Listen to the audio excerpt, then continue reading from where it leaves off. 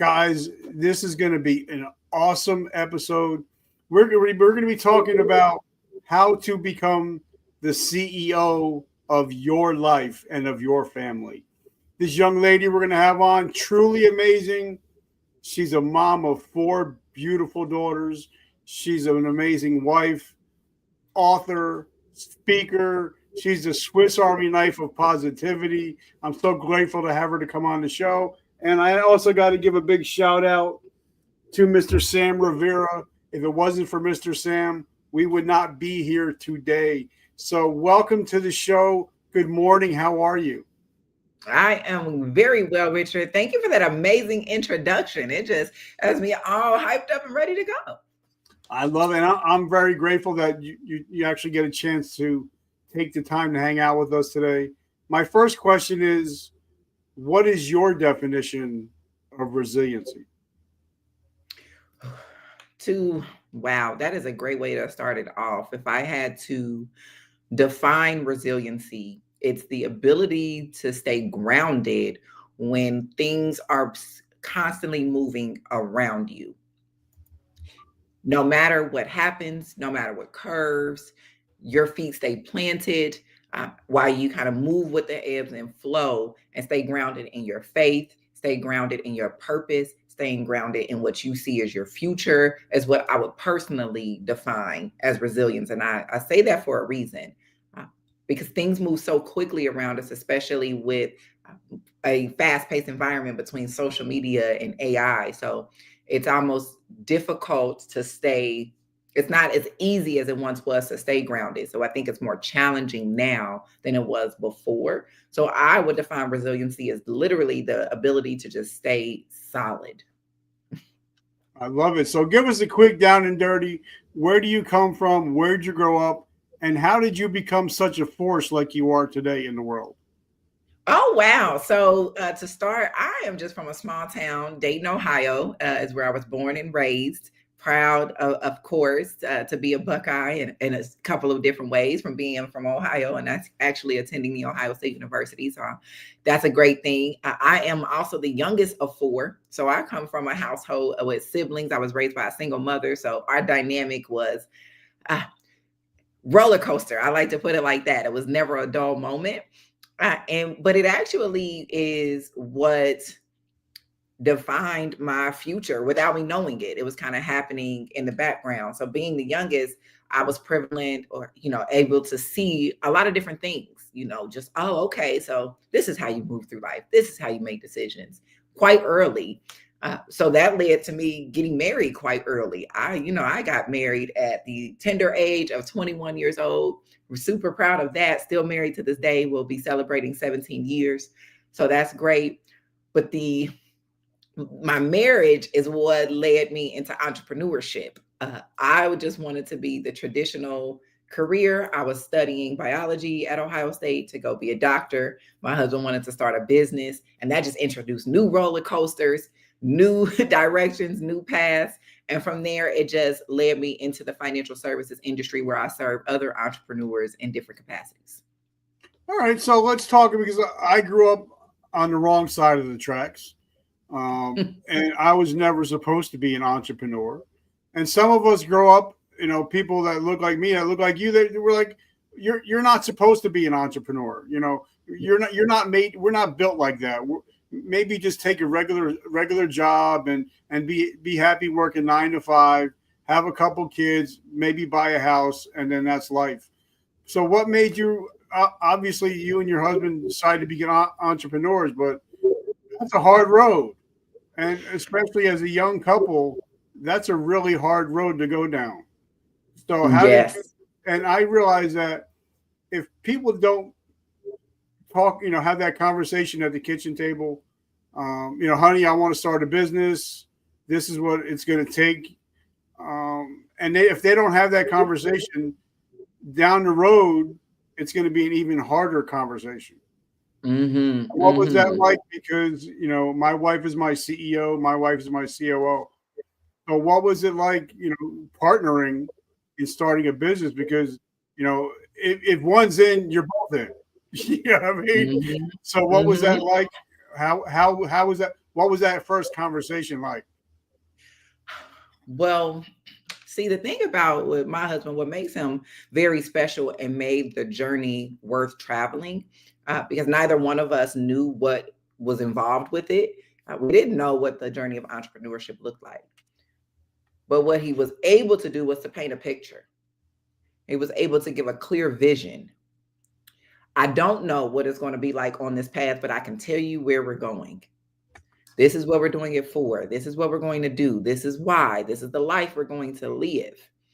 He never said it was going to be easy. He never said that it was going to be quick. We didn't know how long, how hard. We didn't know that. But because he was able to paint such a clear picture and was able to show me the vision, it was a vision that I could buy into. And when you buy into a vision, like the path, it makes the journey easier. It's like, okay, I know what I'm doing it for. You stay centered in your why. You stay centered in that vision. So the conversation was more of a persuasion. Like, you know, it wasn't like an opinion, like, hey, what do you think about this? What do you think about that? It's like, look, let me tell you what's going to happen if we do this. So, but I'm thankful that he did it that way. Because then, like I said, now it's just about buying into the vision. And now I am excited. Now I'm committed. And now I can paint this vision for someone else, like our children.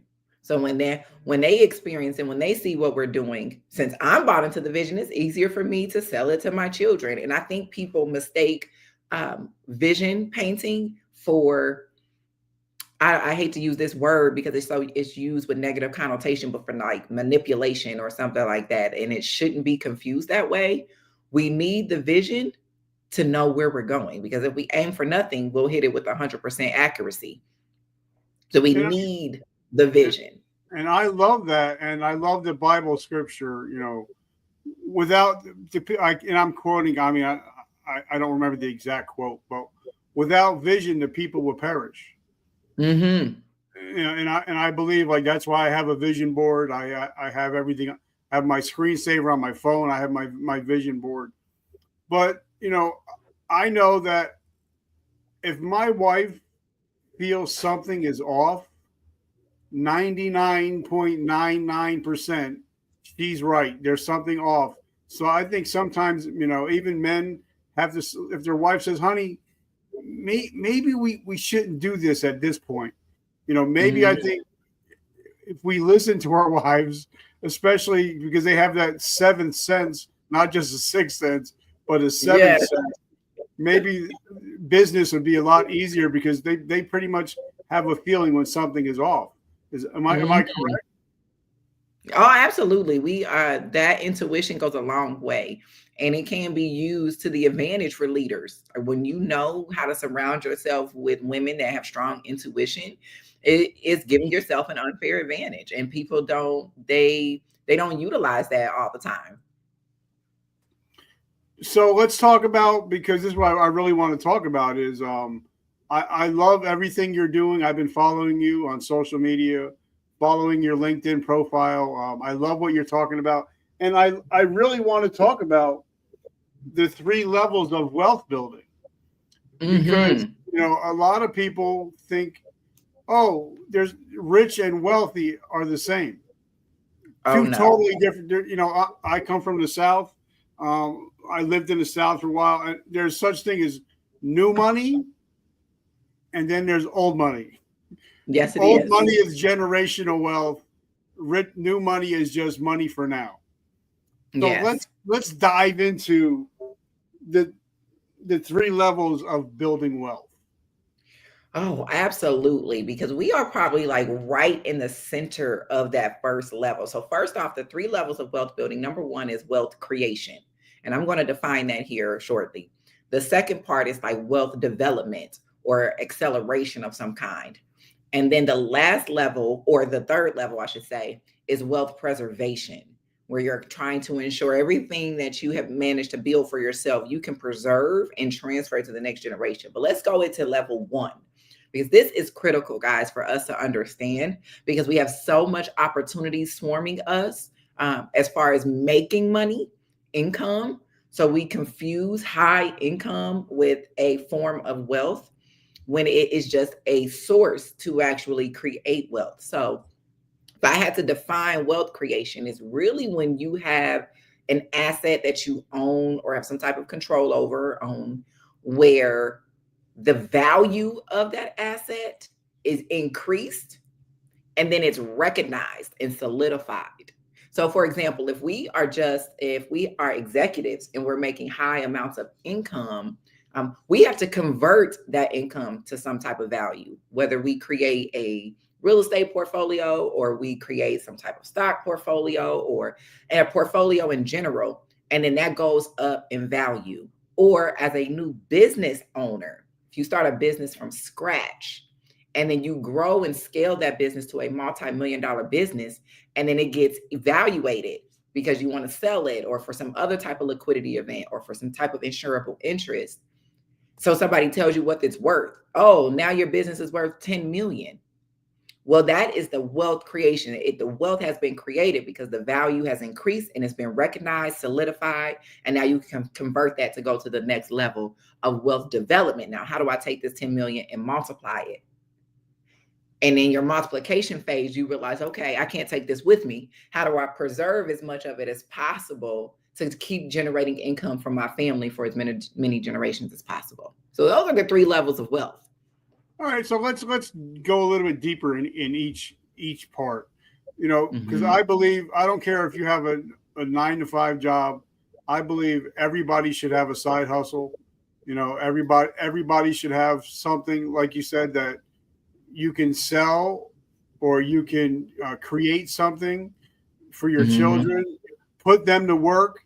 Like my children actually work for me, and I actually get to write that off because, but it's because I started a side hustle while still working my 9-to-5.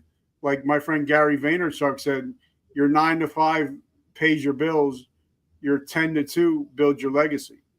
So how important is it, even if you can't afford just to start $1 million company, to start a little side hustle, to start getting some money up, but also start creating some business credit?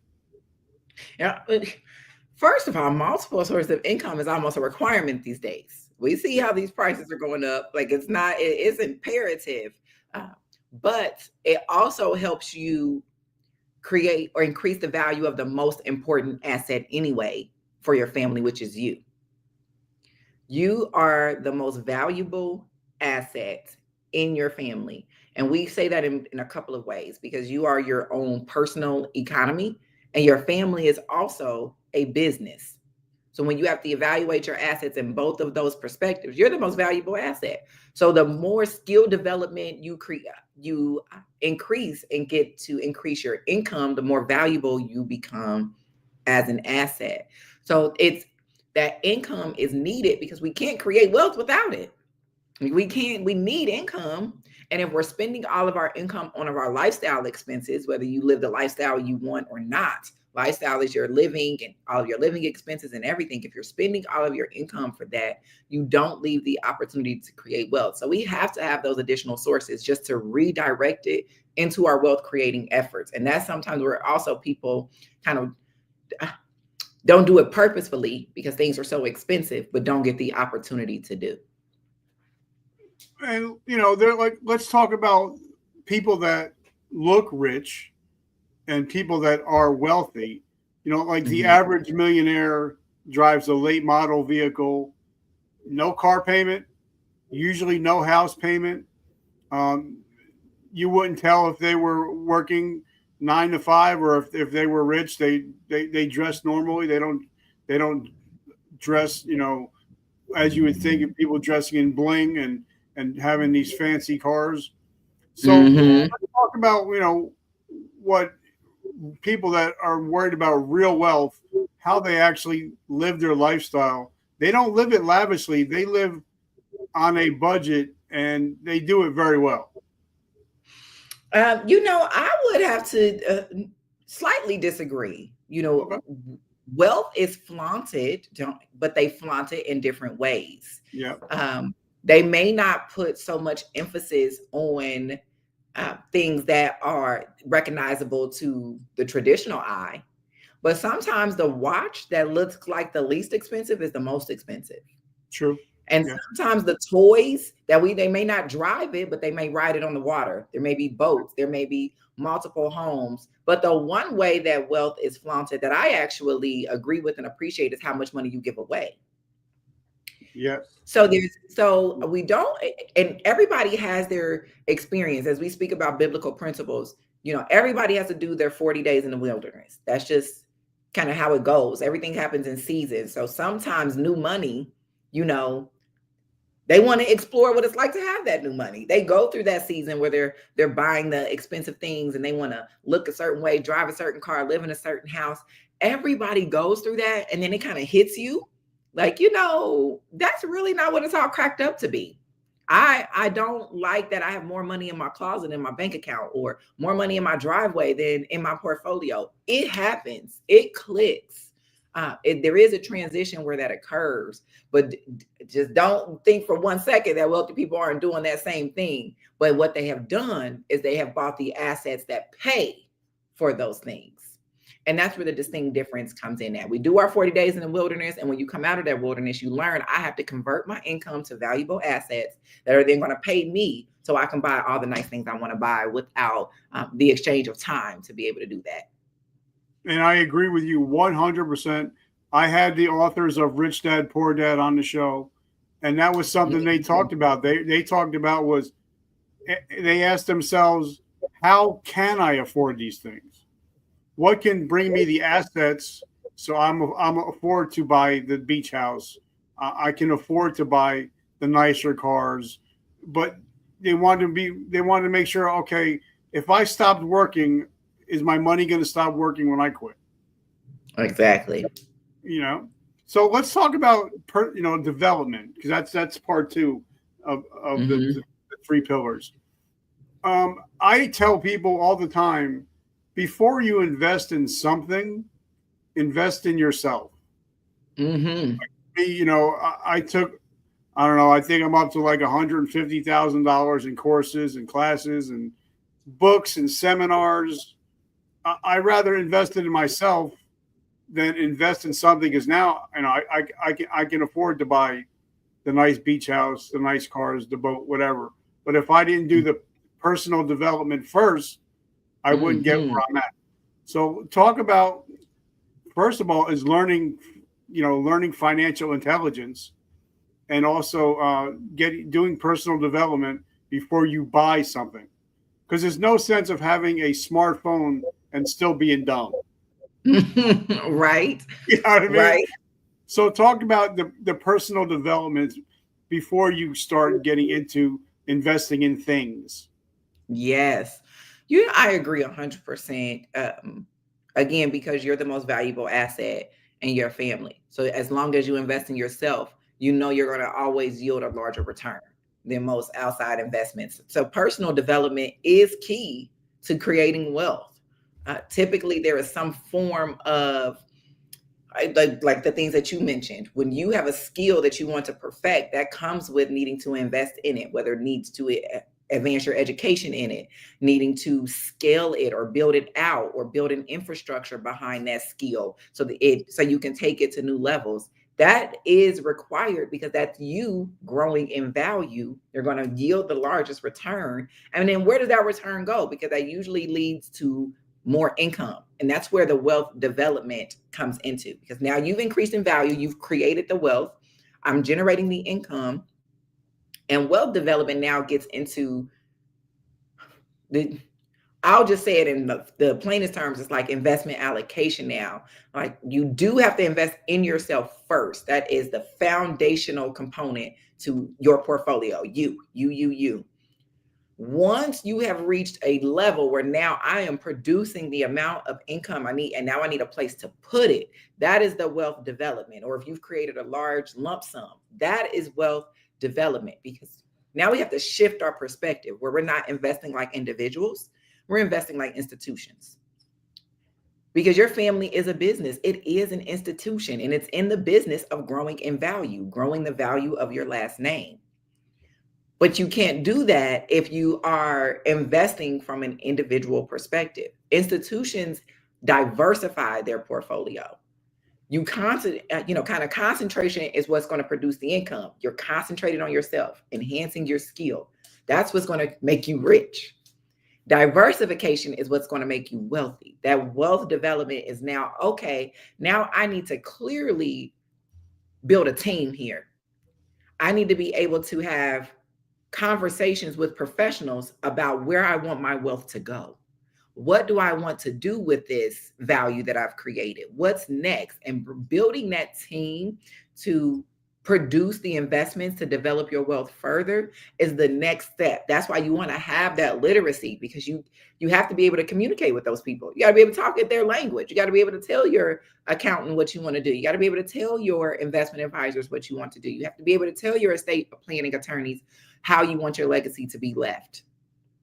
So it starts with you. You create the plan, you create the vision, you decide I'm going to be the CEO of my family business, and I'm going to lead it in the direction that I want it to go, that's going to produce the most amount of wealth where my family can be self-sustainable. So that's what wealth development is, that new level of, now I need to put my team in place. Now I'm the coach, and I need to put the team in place, and I need to tell them what game plan to follow. And I love that, and that's one reason I love the Purple books, by Sharon and Robert Kiyosaki, is that you have to tell your money, where do you go? Mm-hmm. Most people don't even realize where their money goes, and I think that's the difference between people that are wealthy, is they tell their money where to go, mm-hmm. instead of wondering where it went. So let's talk about the third aspect, is because I'm a big sports guy. I love sports. I'm a big basketball guy. And then I see somebody like Allen Iverson, went to Georgetown, made over $400 million in his career, went bankrupt, lost it all. Mm-hmm. Then you see somebody like Mr. Shaquille O'Neal, whose father sat him down at one point. His father was in the military, said, Shaquille, you're messing up, son. And now Shaquille is one of the richest athletes in the world. He owns like 400 restaurants, but one kept it and built it. The other one lost it all. So let's talk about the third pillar, is actually keeping what you got and building up instead of losing it all and going back to day one again. Yes, the preservation is key. It's not about how much you made, it's about how much you kept. And keeping it requires a game plan. And most of the time, those people, we wait on the windfall of money to create the game plan.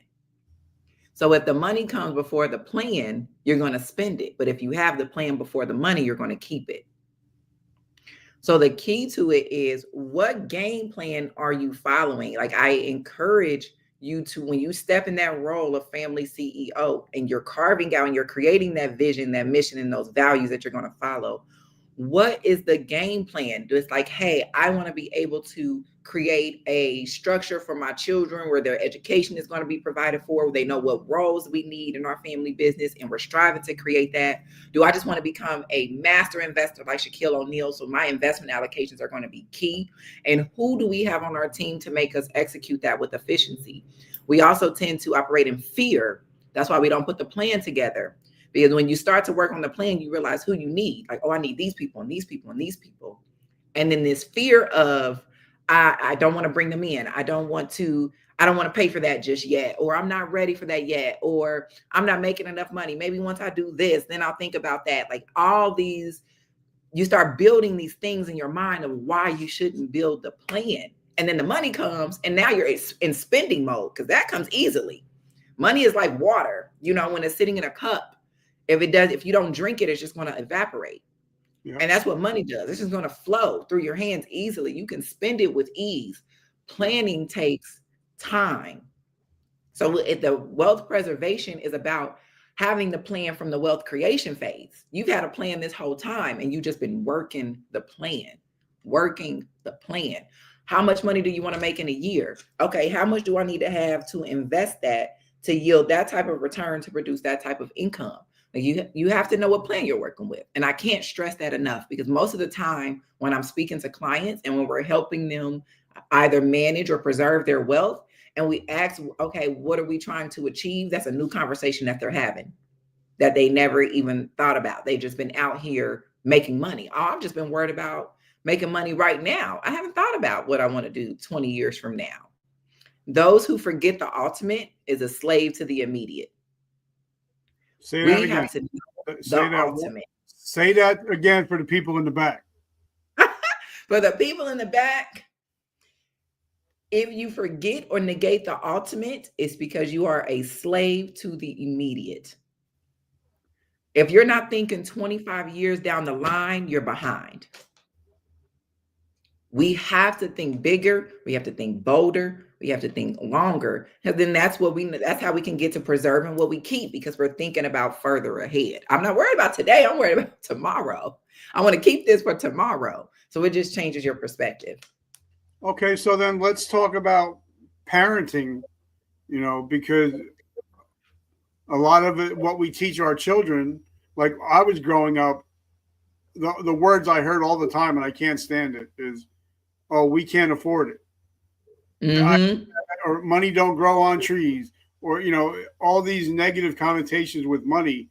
And I had to flip the script with my children, to say there's so much abundance out there. We just have to find a way to get it. And you can be an entrepreneur or an intrapreneur. Like my wife's an entrepreneur. She works for the same company for 30 years. So that's what she does. She's an entrepreneur. I'm the entrepreneur. But we got to teach our kids that, there's so much abundance out there. We have to just find a way to get it legally, obviously, morally, right. And we have to show them the way. So talk about being a parent, but also being a CEO. Yes, absolutely. So you said something in there about the abundance, that there's so much for you to go out and achieve and to obtain. Like, it doesn't have to be. I ask this: what you say you can't afford right now, like, oh, I can't afford that. Well, can you afford for your story to be, oh, I was able to live a lifestyle of abundance. I was able to make a lot of money, and I documented it on social media. And then your children or your grandchildren see that lifestyle that you live, but they're not living the same. Can you afford to explain that? Can you afford for wealth? Because typically wealth is lost in 2 generations, or significant value lost in 2 generations. Can you afford for that to be your story? Can you afford for your children to grow up and decide that they want to take entrepreneurship on? They want to buy a home. They want to do these things, but they can't come to their parents for any help. They have to scrape and scrabble and get. Can you afford for that to happen? Can you afford for a major life emergency to just wipe out everything that you've done, or a lawsuit, or some type of huge tax bill that you weren't prepared for? Can you afford for those things to happen? So before you tell yourself what you can't afford, ask, can you afford those other things? And sometimes we make our decisions based on where we are instead of where we want to be. And then when you realize where you want to be, what you can afford, that list starts to get longer and longer, because you're like, oh no, this is where I want to be. So I'll make myself be able to afford that to get there. It's the same thing as investing in yourself. It's the same thing. You want more for yourself. So you have to invest and sow the seed today to reap the harvest later. So don't wrap your mind around what you can't afford monetarily, but ask yourself, what can you afford spiritually and emotionally down the line if any of those situations occur? And I love that. So let's talk about the spirituality aspect, because a lot of people, when they go on a podcast, they don't expect to hear about the spiritual aspect, but that's why my show is a little bit different. I believe that if my father owns it all and I'm in the lineage, if he's going to let me borrow my house, he'll let me borrow the beach house. If he lets me borrow the Kia, he'll let me borrow the Corvette. As long as I know that I don't own it, it's all his. He's letting me borrow it. And like any good parent, if your child appreciates what you do for them, they just want to give you more, as long as you're being a good steward of what you have. And that's just that's not abundance preaching. That's just the way of the world. The more you appreciate what you appreciate appreciates. Yes. So talk about, being a child of God, knowing that he owns it all. I can't be broke. It's impossible. I cannot be broke as long as I'm doing the right things and realizing he owns it all. I'm just a steward of it. Yes. So talk about the spiritual aspect of money. Yeah. Well, that's the thing about it, is there are principles that regulate finances, money.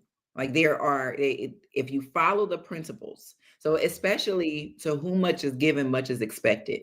Yes.